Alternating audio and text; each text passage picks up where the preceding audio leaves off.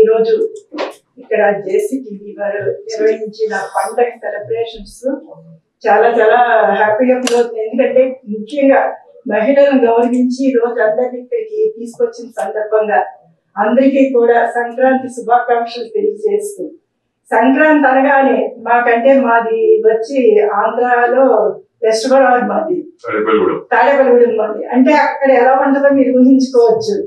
నెల పట్టిన దగ్గర నుంచి కూడా మాకు పండుగే. ఎందుకంటే రైతులకి పల్లెటూరులో ప్రతి ఒక్కరికి కూడా ఇప్పుడు పంటలు వచ్చే టైము వచ్చేటప్పుడు కొత్త అల్లుళ్ళు పిలుచుకొని, చుట్టాలు పిలుచుకొని, అందరిని పిలుచుకొని చాలా సంబరాలుగా జరుపుకునే పండుగ ఇది.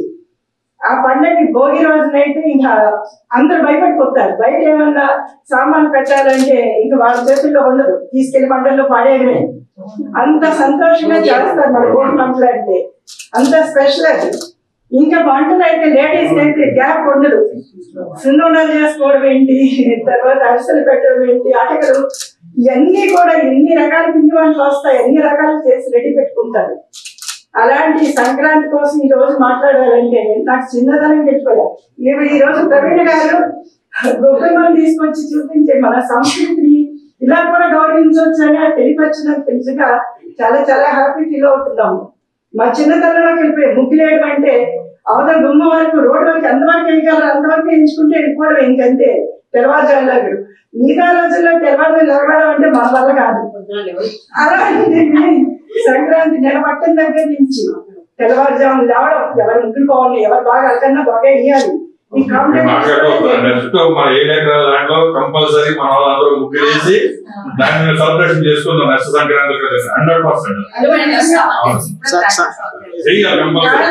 100% మన కాపు సంఘానికి 7 ఎకరాల ల్యాండ్ లో మనకి మా ఆడపడుచు ముగ్గురు వేయాలి కంపల్సరీ అనమాట. సంతోషంగా ఉంది నిజంగా. సోదరులు కలిసి ఇక్కడ ఇలా అరేంజ్ చేయడం అనేది జనరల్ గా నేను ఒకటి అనుకుంటా చెప్తాను, మీరు ఎవరు ఏమనుకోవద్దు. మనలో మన కమ్యూనిటీలో లేడీస్ కి తొందరగా బయటకు రానికుండా మాత్రం కొంచెం ఎక్కువ ఉంటది.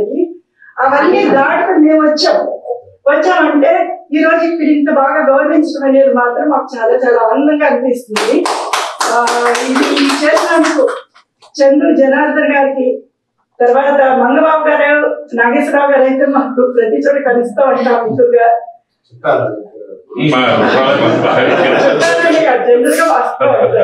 ఇప్పుడు మనకి అందరూ చుట్టాలే, ఎక్కడ కలిపామనుకోండి అందరూ రిలేషన్స్ ఉంటాయి, కలపకపోయినా చుట్టాలు అందరం ఒక ఫ్యామిలీ. అంతే.